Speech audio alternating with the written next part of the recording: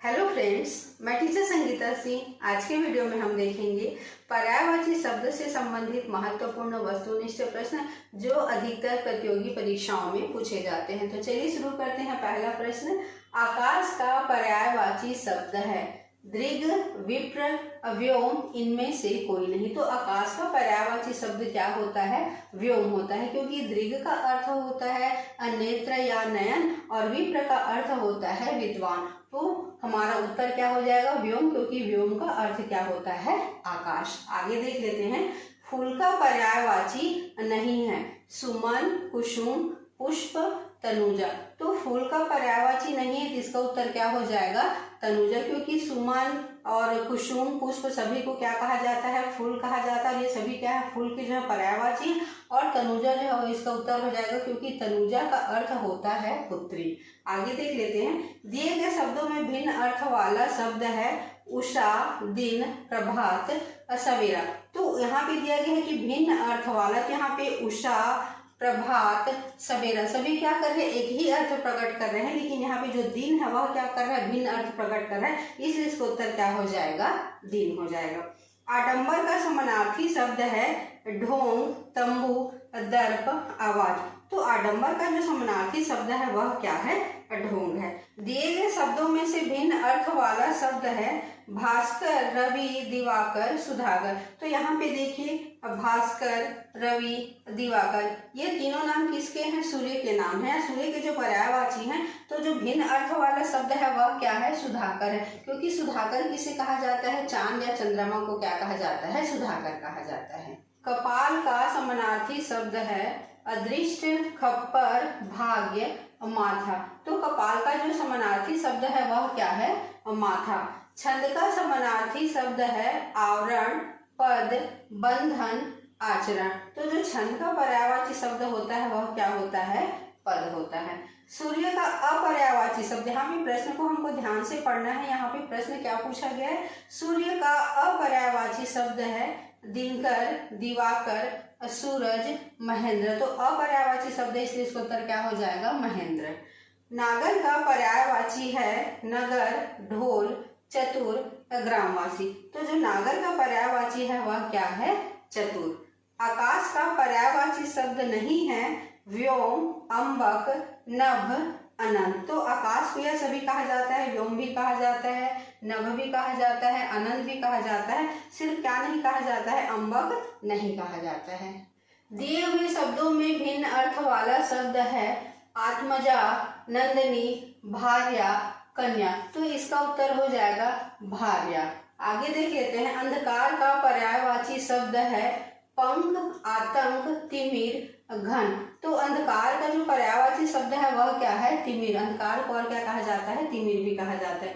दिए हुए शब्दों में भिन्न अर्थ वाला शब्द है तुरंग, मृगेंद्र, मृगराज, व्याघ्र।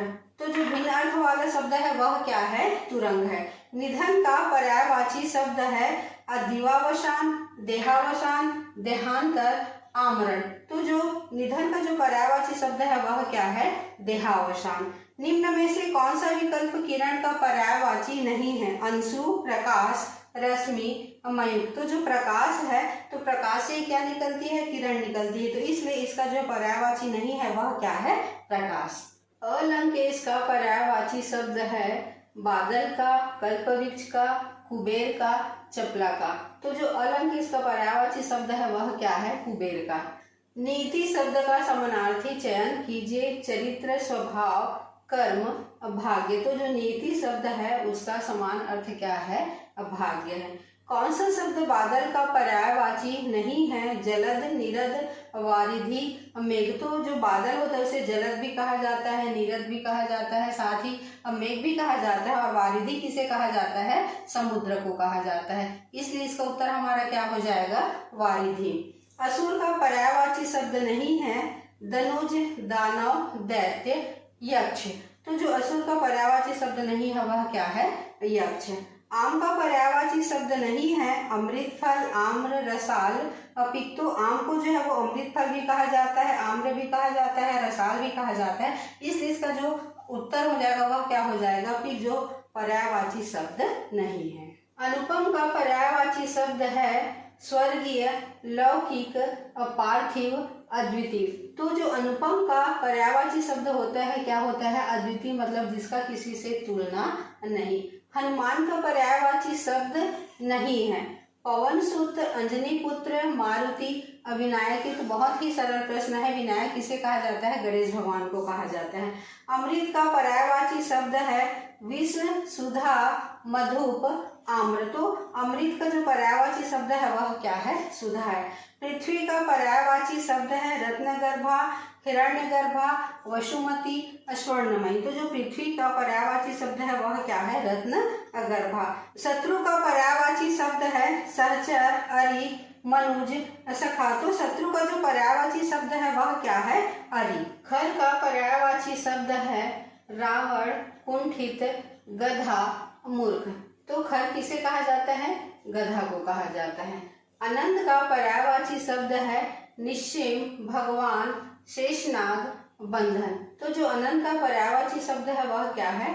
निश्चिम। अनिल का पर्यायवाची शब्द है चक्रवात, पावस, पवन, अनल। तो जो अनिल का पर्यायवाची शब्द है वह क्या है? पवन। स्तन्य का पर्यायवाची शब्द है खीर, पेय, कौन, दूध। तो जो स्तन्य का पर्यायवाची शब्द है वह क्या है?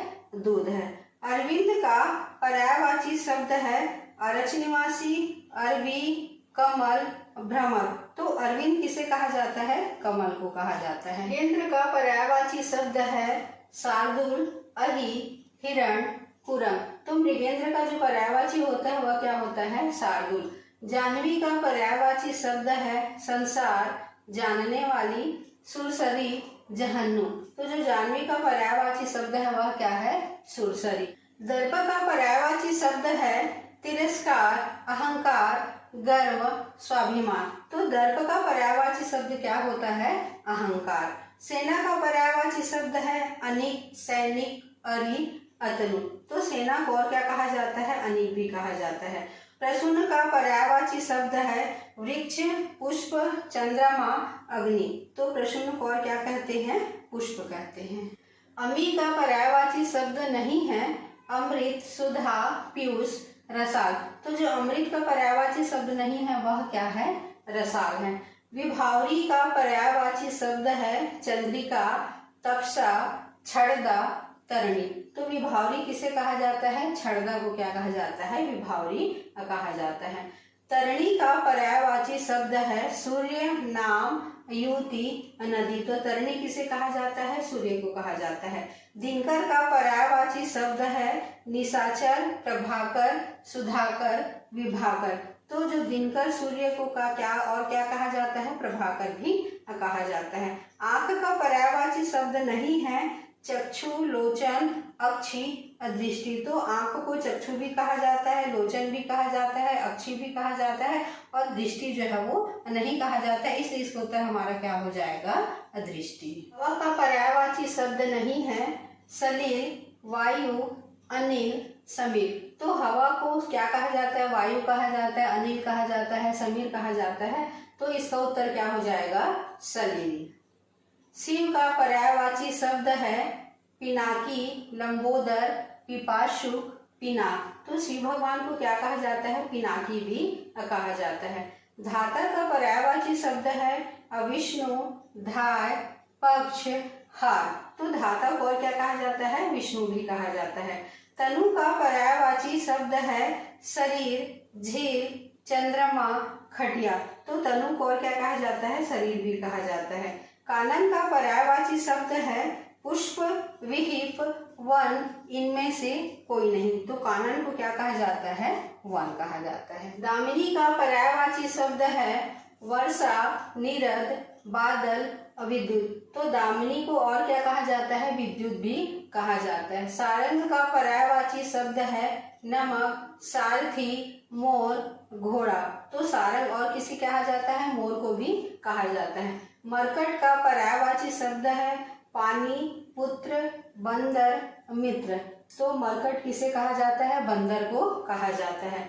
अनुचर का पर्यायवाची नहीं है भृत्य, चाकर, सेवक, ये तीनों क्या है, एक ही अर्थ प्रकट कर रहे हैं, और निर्जर क्या है, अलग अर्थ प्रकट कर रहा है, इसलिए अनुचर का पर्यायवाची नहीं है, वह क्या है, निर्जर है। आगे देख लेते हैं, केदार का पर्यायवाची शब्द है ब्रह्मा, विष्णु, महेश, इंद्र। ये बहुत ही सरल प्रश्न है। केदारनाथ में कौन से भगवान निवास करते हैं, महेश यानी कि शंकर निवास करते हैं, इसलिए इसका उत्तर क्या हो जाएगा, महेश। रक्त का पर्यायवाची शब्द है खून, रुधिर, शोणित, कासरी। तो रक्त का जो पर्यायवाची शब्द है वह क्या है, कासरी।